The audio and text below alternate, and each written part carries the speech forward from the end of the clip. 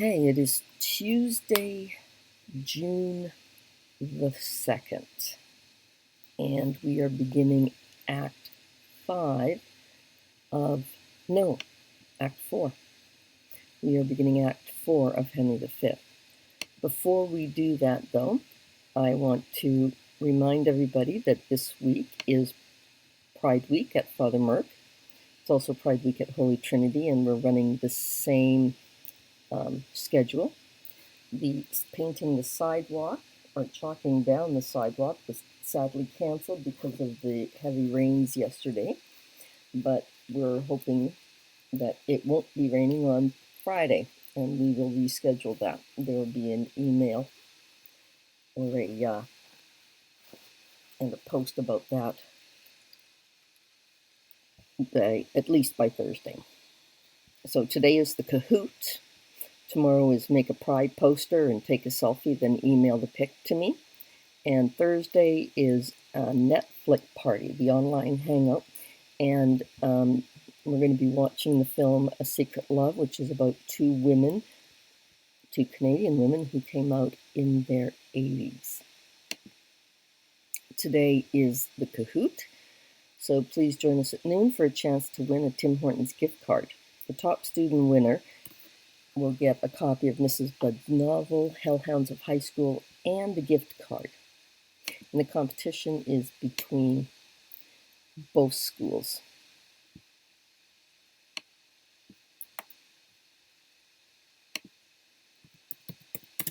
I hate when I do silly little boo-boos.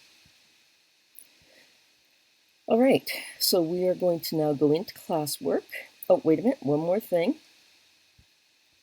Our one-on-one conferencing schedule.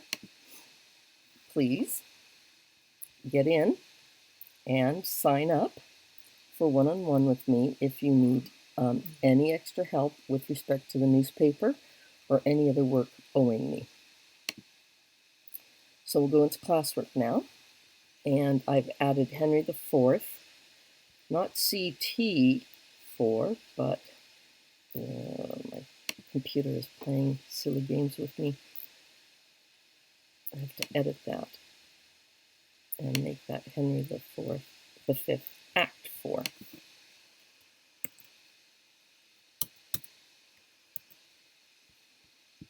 And I've created a copy of the workbook for each of you. So we'll click in, and we'll click into Henry V, Act 4. Just last semester I taught Henry IV, and so it's actually kind of cool seeing the characters' growth. All right, so this is the chorus, the prologue before Act 4. And the chorus will describe the British soldiers, and he'll describe the French soldiers. We saw them last act. At the end of Act 3, the British soldiers are exhausted and run down and weary, sickly, but determined. And the French soldiers were cocky and ready for spoils, ready to crush down 50 Englishmen each. What is the mood of the speech? According to the chorus, what does the young king do the night before the battle? And this is important. I foolishly mentioned it yesterday.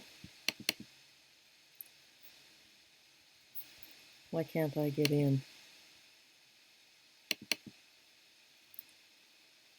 I think my computer froze. Nope, there we go.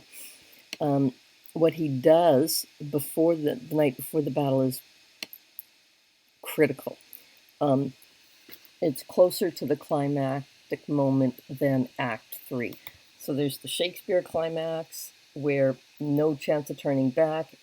The young king refuses to give ransom, refuses to avoid a battle.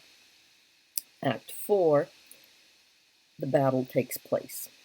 And for me, the culmination of that battle is the dramatic climax of the play. Shakespeare usually has that dramatic climax in Act 5 in the second last or last scene, as we witnessed in Romeo and Juliet and in Macbeth. But in Henry V, the climax happens in the end of Act 4, and then Act 5 is all tying up of loose ends. So he's, I think this is one of his earlier plays where he hasn't fully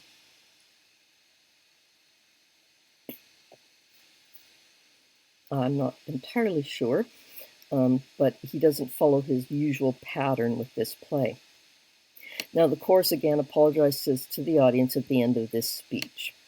The apology that was made in the first chorus is the same apology in this chorus and the chorus next act as well, but obviously a little more specific to the very specific action of this act.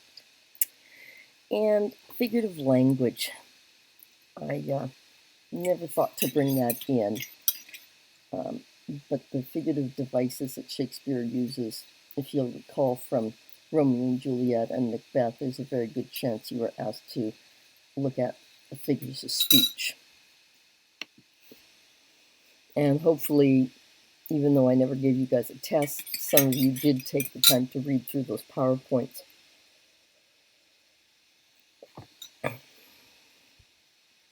And come on. Here we go. So, and again, when you see the yellow, you click on it, and it gives you the definition. Don't trust necessarily what's up here because this is all modern. This is the archaic meaning, okay? And I've got a whole series of them throughout the act to help you understand better what Shakespeare is saying.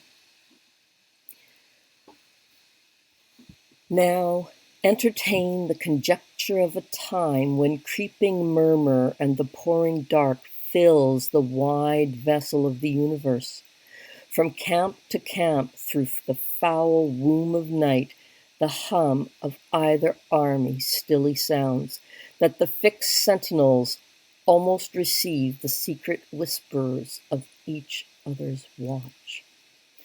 Fire answers fire, and through their pally flames each battle sees the other's umbered face. Steed threatens steed in high and boastful neighs, piercing the night's dull ear, and from the tents the armorers accomplishing the nights with busy hammers closing rivets up, giving dreadful note of preparation. The county cocks do crow, the clocks do toll, and the third hour of drowsy morning named, proud of their numbers and secure in soul, the confident and over-lusty French do the low-rated English play at dice, and chide the crippled, tardy-gated knight, who like a foul and ugly witch does limp so tediously away. The poor, condemned English, like sacrifices by their watchful fires, sit patiently and inly ruminate the morning's dangers. And their gesture sad, investing lean cheeks and war-worn coats, presenteth them unto the gazing moon so many horrid ghosts. Oh, now, who will behold the royal captain of this ruined band, walking from watch to watch, from tent to tent? Let him cry praise and glory on his head, for he goes forth and visits all his host, bids them good morrow with a modest smile, and calls them brothers, friends, and countrymen. Upon his royal face there is no note how dread an army hath enrounded him, nor doth he dedicate one jot of colour unto the weary and all-watched night, but freshly looks and o'erbears a taint with cheerful semblance and sweet majesty, that every wretch, pining and pale before, beholding him, plucks comfort from his looks. A largest universal, like the sun, his liberal eye doth give to every one, thawing cold fear that mean and gentle all behold, as may unworthiness define a little touch of Harry in the night, and so are seen must to the battle fly, where, oh, for pity, we shall much disgrace with 4 or 5 most vile and ragged foils, right disposed in brawl ridiculous, the name of Agincourt. Yet sit and see, minding true things by what their mockeries be. Alrighty. Now I've only got 2 of you.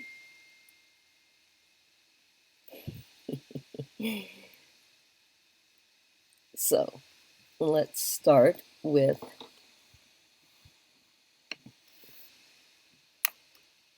not there. We want to go in here. So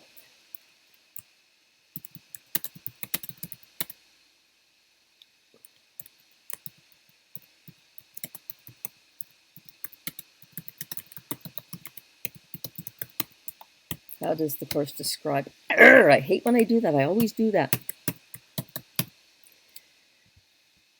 And I misspelled describe. Gotta slow down. How does he describe the French soldiers? Let's scroll back up to, oh my goodness, how did I get down there?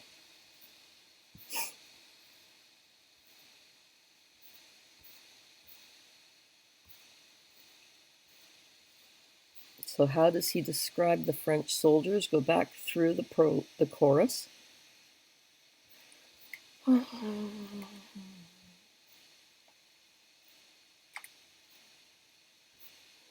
This big scene we're scrolling through right now.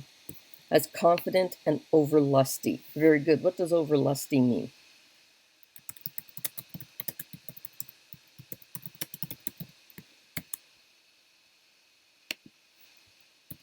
Use context clues. We always perceive lust to mean sexual, but in this case, it is not. It is referring to something else.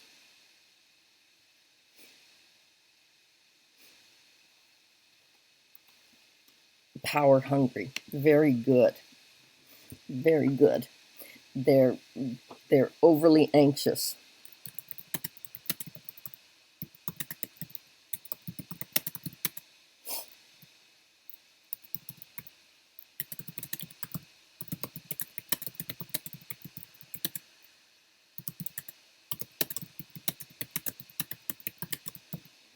I believe it will be an easy win.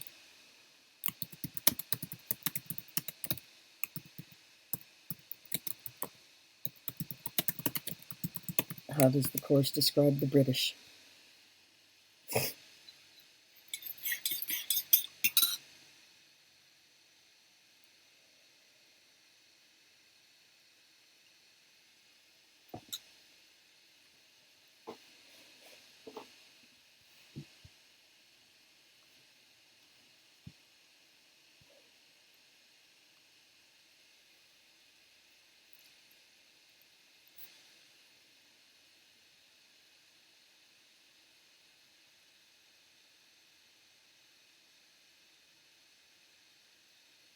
How does he describe the English, the British?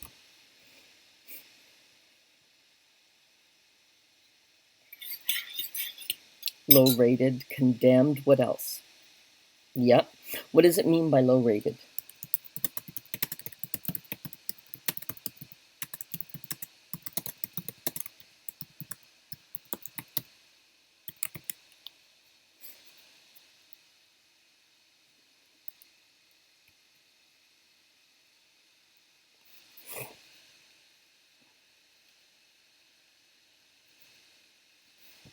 It's in the middle of a metaphor play at dice. Not respected, not bad.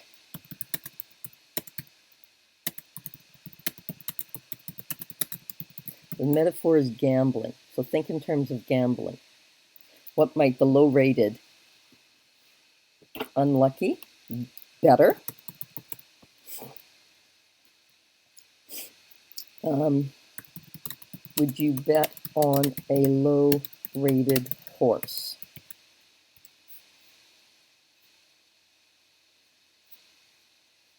No. Or yes, because the odds are against that horse. In this case, the British. They are low rated. So the odds are 100 to 1 that the Brits are going to go down burning. The odds are 1,000 to 1 that the Brits are going to go down burning. Very good, guys. What else is said about the British? Notice I did some underlining here.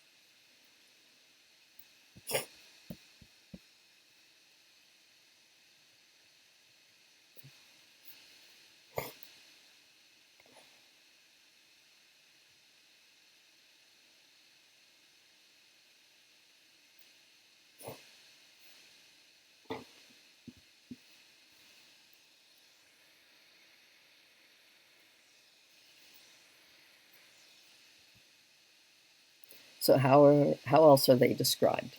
Here in these lines that I've blued out, the poor condemned English, like sacrifices by their watchful fires, sit patiently and inly ruminate, to meditate or muse, ponder the morning's danger, and their gesture sad, investing lank lean cheeks and war-worn coats, presentest them unto the gazing moon so many horrid ghosts. How are they being described?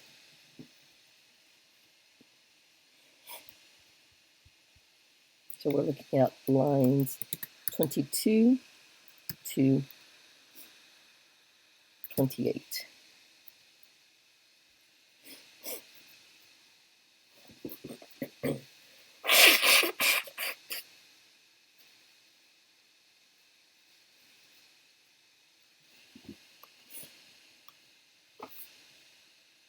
Very good.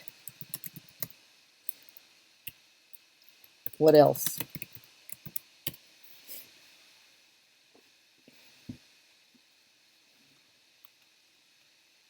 That was very good, Mr. Antonoff. Now I'm pushing you for more, because there is more in there.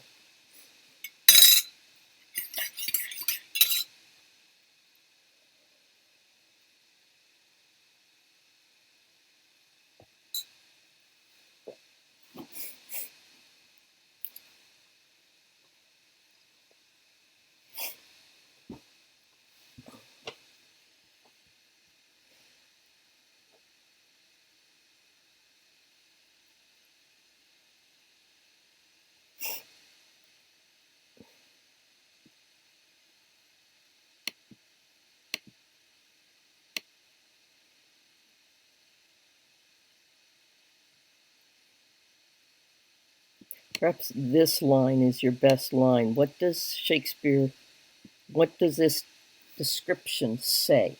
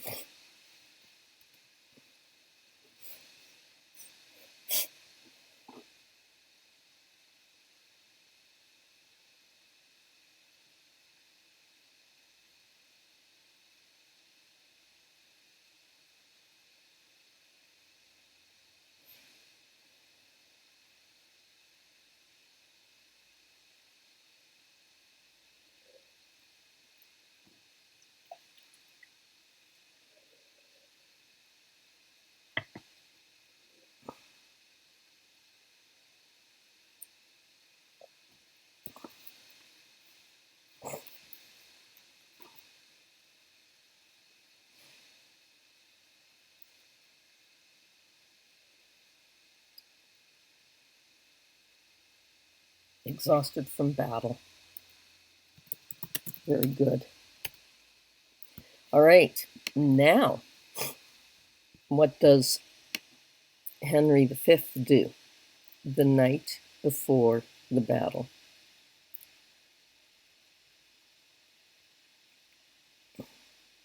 And we're looking at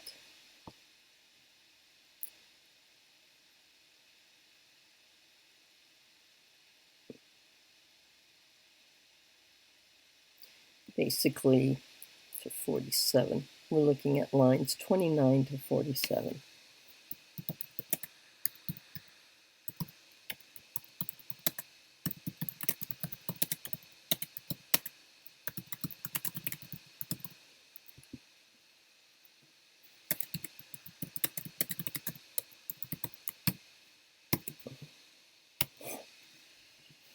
He's not lying in his tent sleeping.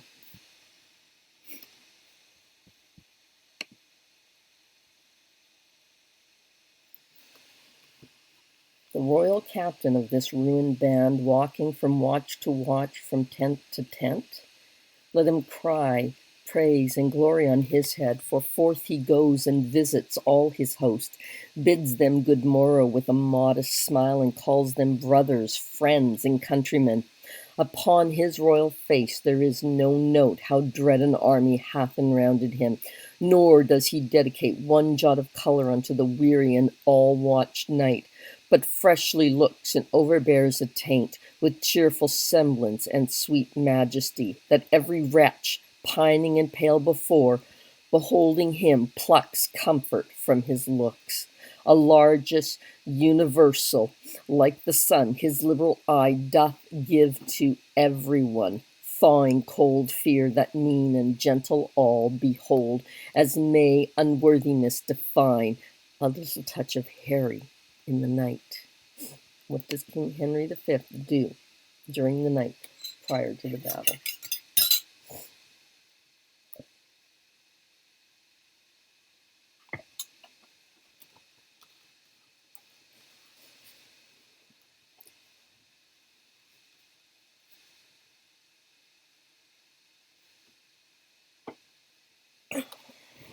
Yes, very good.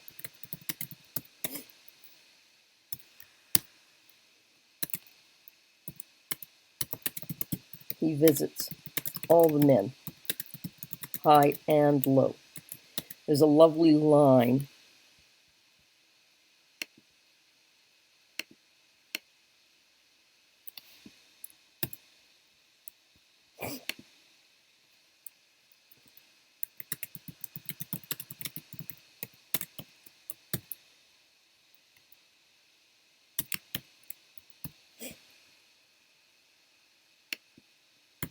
so a largest universal universe, the whole universe is included, like the sun, which comes up and shines over the whole of the earth. His liberal eye doth give to everyone. He recognizes all the men who will fight and die for him. And what does he do? He tries to cheer them up. More than just cheer them up. Well, yeah, here it is, beholding him plucks comfort from his looks. And he gives them strength. He calls them brothers, friends, and countrymen.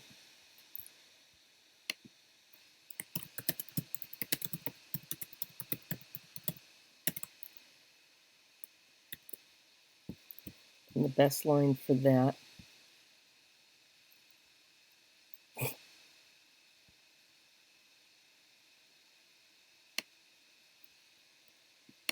comes here.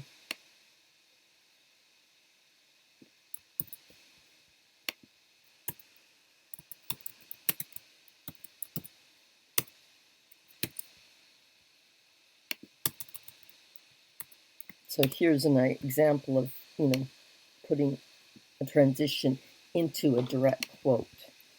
The other thing he does that we mentioned in terms of using a direct quote as well, by calling them brothers, friends, and countrymen,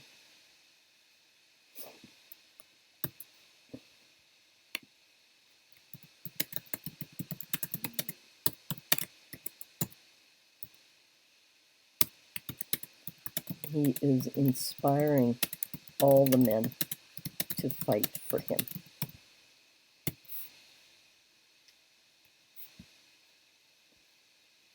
All right, lastly, what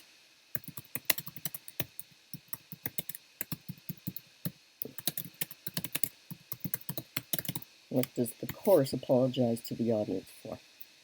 Canadian versus British. I always like the Brit. I like the Z. The Z's a nice letter. It doesn't get used enough. This happens down here. Because now our scene must fly to the battle. So they apologize.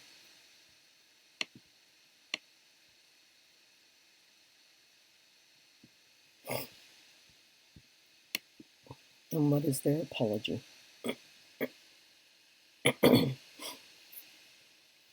Once again, they must apologize to the audience because of an inability. What are they unable to do?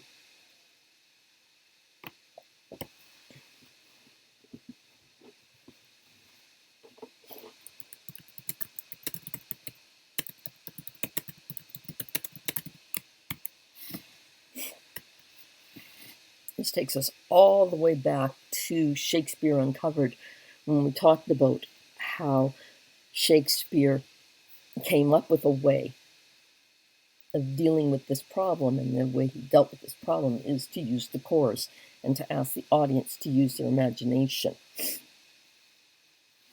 Do you remember? And even if you don't remember, oh, for pity, we shall much disgrace with 4 or 5 most vile and ragged foils, right ill disposed, in brawl ridiculous, the name of Agincourt.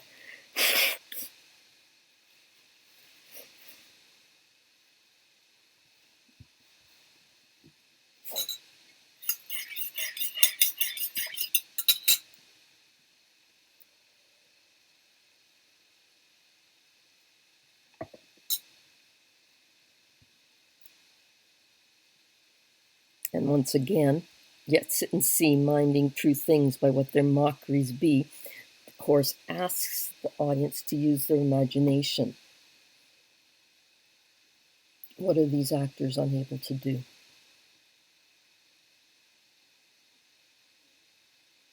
Yeah.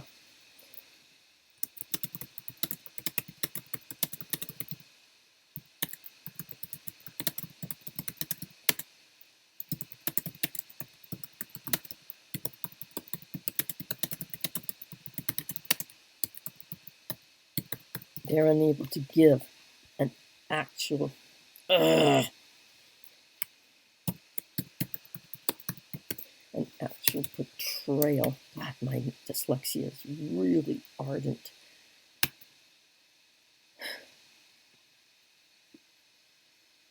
Of Agincourt.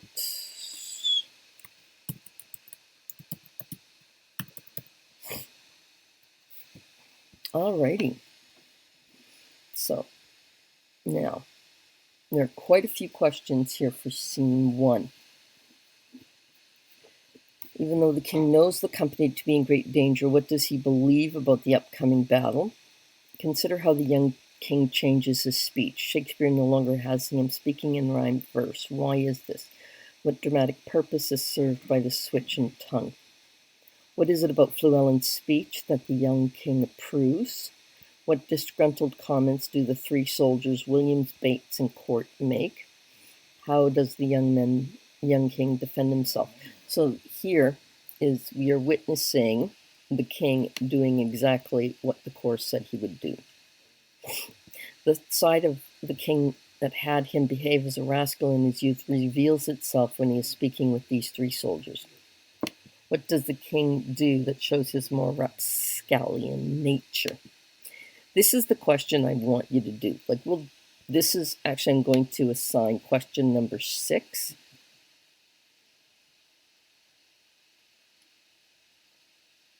Because it's a lot of work. So these are the questions. What I'm going to do is I'm going to bold this one. This is the question.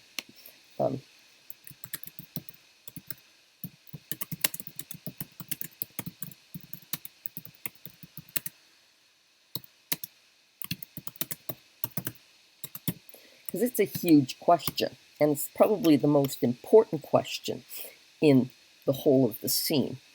The rest of these questions are very plot-oriented.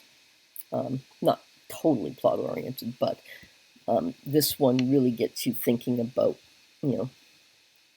more complexities.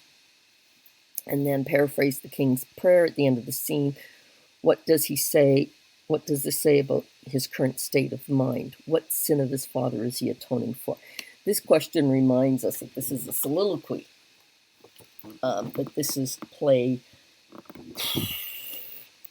3 in a trilogy, or one could look at it as play 4 in a series of 4 plays. Others have seen it from Richard II all the way through to Richard III as a whole series of historical plays, one on top of the other. But as a trilogy, his father speaks of this sin. He talks about, and if we go back to Shakespeare Uncovered, we would remember that the father usurped Richard, stole the throne, in essence, from a king who was the rightful king, and to depose of a rightful king, a king appointed by God, is a sin, is a crime. And so to atone for his father's crime, Henry V says he has done and will do certain things. There's still the belief that children have to pay for the crimes. Not today, at least I hope not today, but there's the idea that children pay for the crimes of their parents. And he is atoning for his father's sin in this prayer. This is an extremely long scene, so we won't get past scene 1 today, I'm sure of it. Not all of the scenes are this long. Some of them are very short, but this one is very long. The English camp at Agincourt. Enter King Henry, Bedford, and Gloucester. Gloucester, 'tis true that we are in great danger. The greater, therefore, should our courage be. Good morrow, brother Bedford. God Almighty, there is some soul of goodness in things evil. Would men observingly distill it out? For our bad neighbor makes us early stirrers, which is both healthful and good husbandry. Besides, they are our outward consciences and preachers to us all, admonishing that we should dress us fairly for our end, that we may gather honey from the weed and make a moral of the devil himself. Good morrow, old Sir Thomas Empringham. A good soft pillow for that good white head were better than a churlish turf of France. Not so, my liege. This lodging likes me better, since I may say, now I lie like a king. 'Tis good for men to love their present pains upon example, so the spirit is eased. And when the mind is quickened out of doubt, the organs, though defunct and dead before, break up their drowsy grave and newly move with casted slough and fresh legerity. Lend me thy cloak, Sir Thomas. Brothers both, commend me to the princes in our camp. Do my good morrow to them, and anon desire them all to my pavilion. We shall, my liege. Shall I attend your grace? No, my good knight. Go with my brothers to my lords of England. I and my bosom must debate a while, and then I would no other company. The Lord in heaven bless thee, noble Harry. Exit all but King Henry. God a mercy, old heart, thou speakest cheerfully. Enter pistol. Qui vous là? A friend. Discuss unto me. Art thou officer, or art thou base, common, and popular? I am a gentleman of the company. Trailest thou the pursuant pike? Even so. What are you? As good a gentleman as the emperor. Then you are better than the king. The king's a bawcock and a heart of gold, a lad of life, an imp of fame, of parents good, a fist most valiant. I kiss his dirty shoe, and from heartstring I love the bully. I love the lovely bully. What is thy name? Harry. Leroy. Leroy, a Cornish name. Art thou of Cornish crew? No, I am a Welshman. Knowest thou Fluellen? Yes.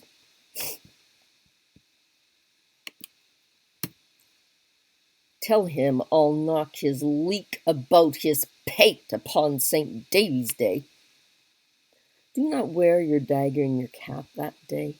Do not wear your dagger in your cap that day, lest he knock that about yours. Art thou his friend, and his kinsman too? The figo for thee, then. I thank you, and God be with you. My name is Pistol called. Exit. It sorts well with your fierceness. Enter Fluellen and Gower. So I want you to make note here before we go on.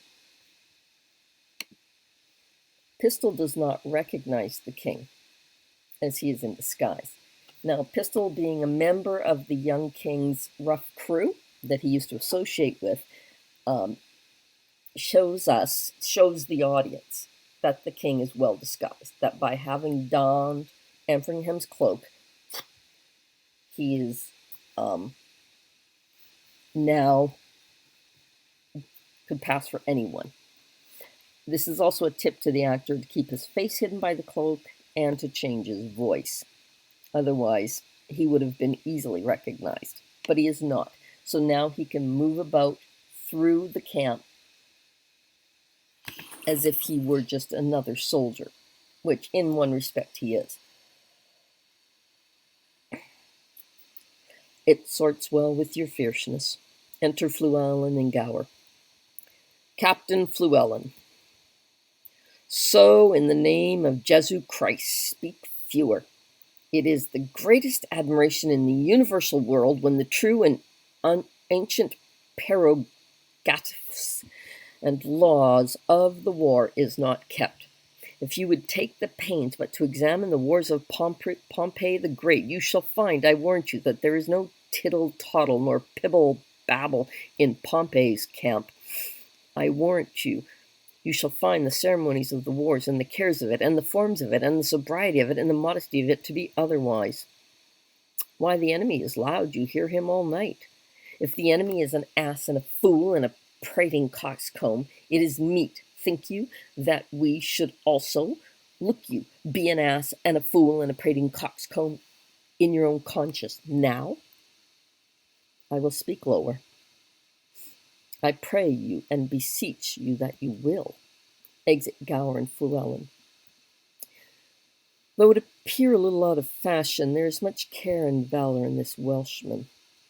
Enter 3 soldiers, John Bates, Alexander Court, and Michael Williams.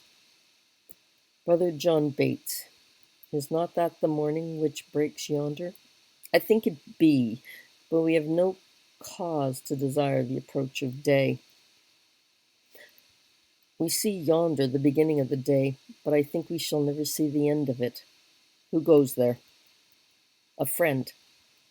Under what captain serve you? Under Sir Thomas Enfringham. A good old commander and a most kind gentleman. I pray you, what thinks he of our estate? Even his men wrecked upon a sand that looked to be washed off the next tide. He hath not told his thought to the king? No, nor is it meet he should, for though I speak it to you, I think the king is but a man as I am. The violet smells to him as it doth to me. The element shows to him as it doth to me. All his senses have but human conditions. His ceremonies laid by, in his nakedness he appears but a man, as though his affections are higher mounted than ours. Yet when they stoop with the like wing. Therefore, when he sees reason of fears as we do, his fears out of doubt be of the same relish as ours are. Yet in reason no man should possess him with any appearance of fear, lest he, by showing it, should dishearten his army. He may show what outward courage he will, but I believe, as cold as night as 'tis, he could wish himself in Thames up to the neck, and so I would he were, and I by him at all adventures, so we were quit here. By my troth, I will speak my conscience of the king. I think he would not wish himself anywhere but where he is. Then I would he were here alone, so he should be sure to be ransomed, and many poor men's lives saved. I dare say you love him not so ill to wish him here alone, howsoe'er you speak this to feel other men's minds. Methinks I could not die anywhere so contented as in the king's company, his cause being just and his quarrel honorable. That's more than we know. Aye, or more than we should seek after, for we know enough if we know we are the king's subjects. If his cause be wrong, our obedience to the king wipes the crime of it out of us. But if the cause not be good, the king himself hath a heavy reckoning to make, when all those legs and arms and heads chopped off in battle shall join together at the latter day, and cry all, we died at such a place. Some swearing, some crying for a surgeon, some upon their wives left poor behind them, some upon the debts they owe, some upon the children rawly left. I am afeard there are few die well that die in battle, for how can they charitably dispose of anything when blood is their argument? Now, if these men do not die well, it will be a black matter for the king that led them to it, who to disobey were against all proportion of subjection. So, if a son that is by his father sent about merchandise do sinfully miscarry upon the sea, the imputation of his wickedness by your rule should be imposed upon his father that sent him.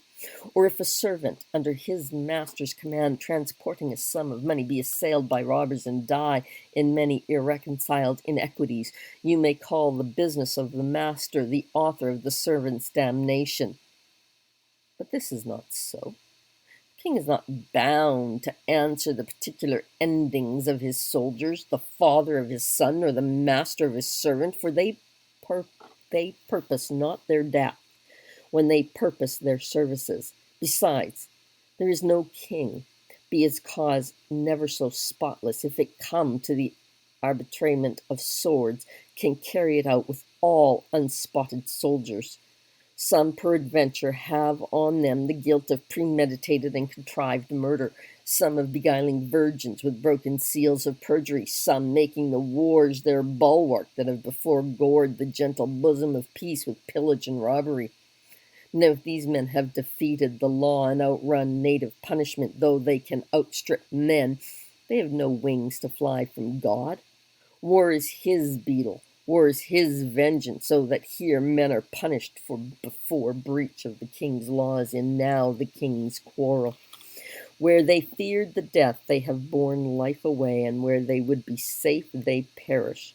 Then, if they die unproved, no more is the king guilty of their damnation than he was before guilty of those impieties for the which they are now visited. Every subject's duty is the king's, but every subject's soul is his own. Therefore should every soldier in the wars do as every sick man in his bed, wash every mote out of his conscience, and dying so, death is to him advantage, or not dying, the time was blessedly lost wherein such preparation was gained.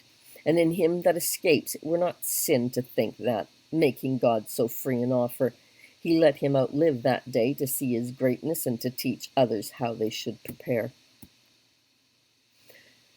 'Tis certain, every man that dies ill, the ill upon his own head. The king is not to answer it.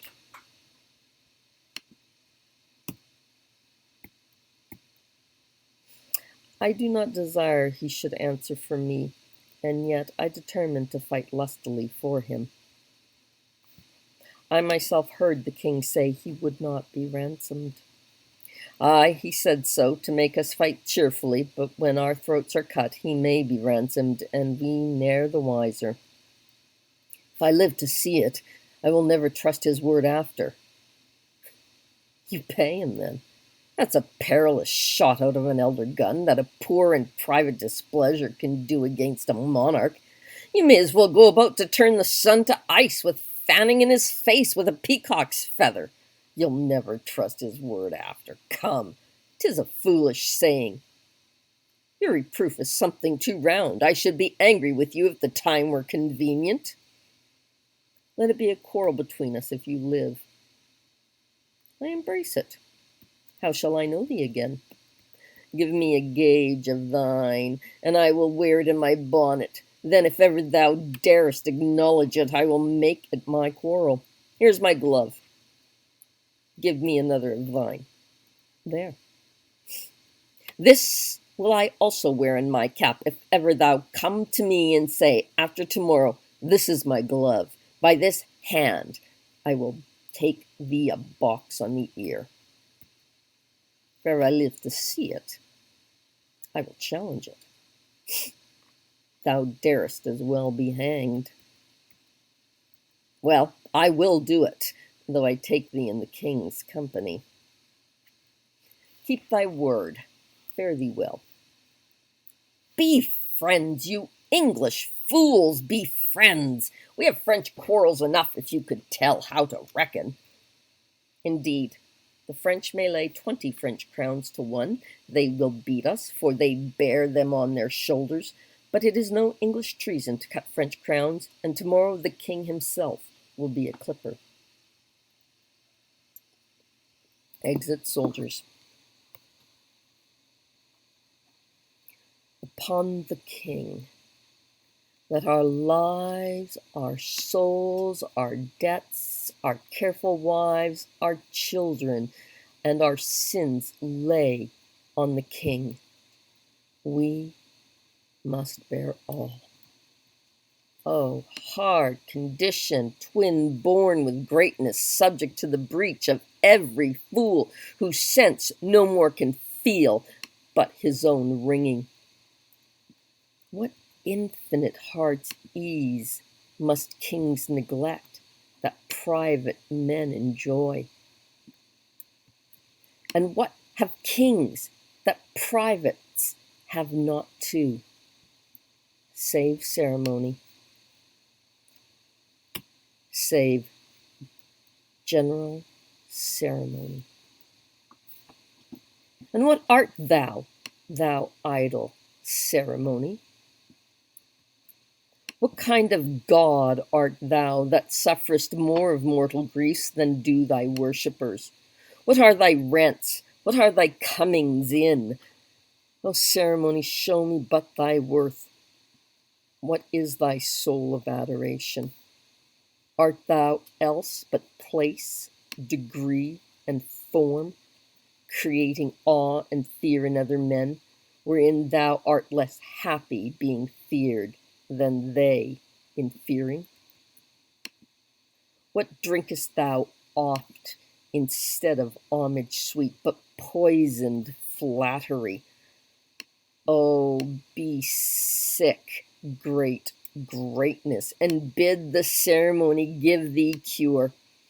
Thinkest thou the fiery fever will go out with titles blown from adulation? Will it give place to flexure and low bending? Canst thou, when thou commandest the beggar's knee, that playest so subtly with a king's repose? I am a king that find thee, and I know 'tis not the balm, the scepter and the ball, the sword, the mace, the crown imperial, the intertissued robe and intertissued robe of gold and pearl, the farced title running for the king, the throne he sits on, nor the tide of pomp that beats upon the high shore of this world. No, not all these thrice gorgeous ceremony, not all these laid in bed majestical can sleep so soundly as the wretched slave, who with a body filled and vacant mind gets him to rest, crammed with distressful bread, never sees the horrid night, the child of hell, but like a lackey from the rise to set, sweats in the eye of Phoebus and all night sleeps in Elysium. Next day after dawn doth rise and help Hyperion to his horse, and followers sow the ever-running year with profitable labor to his grave. And but for ceremony, such a wretch, winding up days with toil and nights with sleep, who had the forehand advantage of a king, the slave, a member of the country's peace, enjoys it, but engrossed brain little wots what watch the king keeps to maintain the peace, whose hours the peasant's best advantages. So this is the passage that you need to analyze, to go through and compare and contrast the role of the king and the role of the peasant.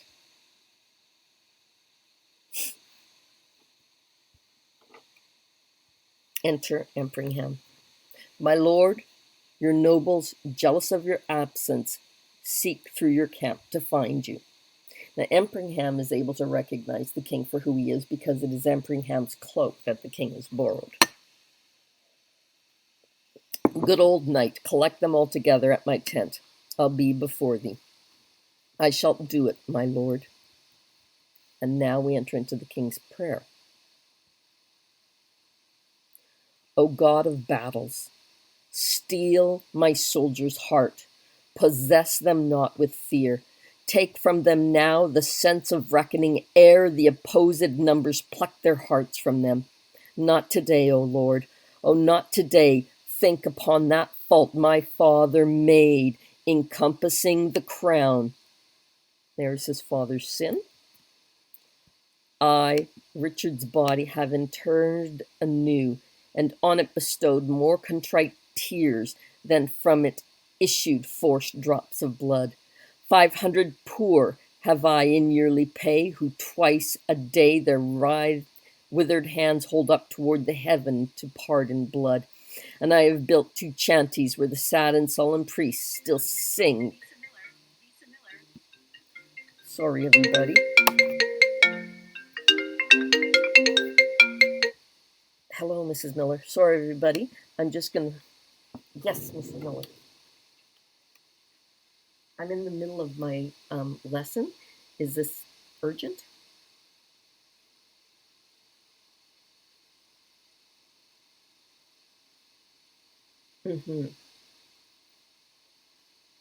Yeah. So, yes, I know what you mean. I will do that. Okay. Bye. Sorry about that, everybody. One must answer a phone call from their principal.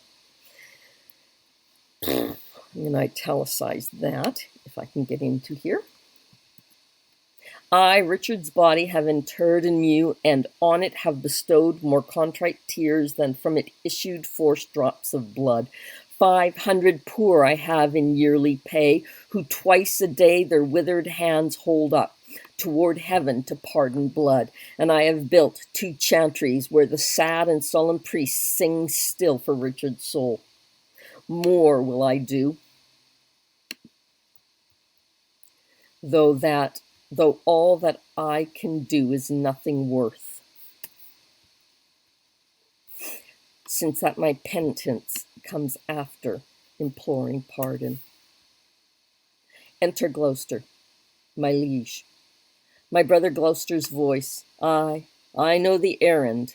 I will go with thee, the day my friends and all things stay for me. Okay, so I have something very important I have to attend to, which I will get to. I think after 3 acts of my walking you through, you should be able to answer question number 6, which is based on the lines from 180 through to 254.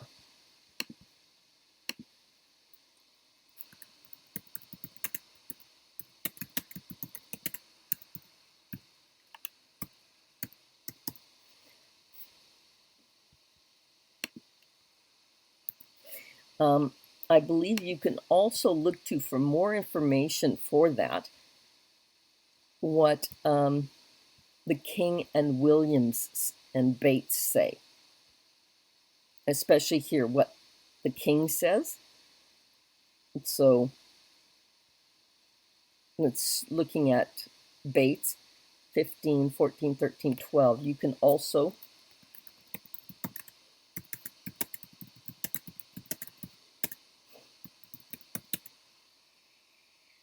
one, 1, 2 through to 149.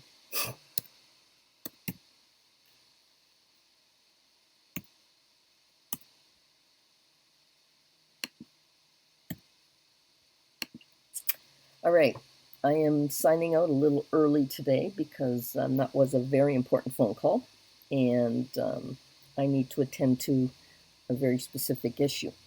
So, your job is to work on question number 6 and also look to these lines, specifically these lines, but you may also make reference to these lines. All right, any questions before we sign out?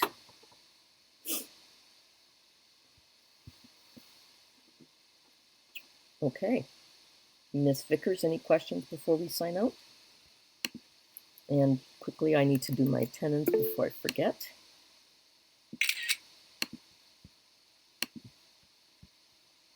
Okay, so I will see you guys tomorrow morning, and we will read through a few more scenes. Take care.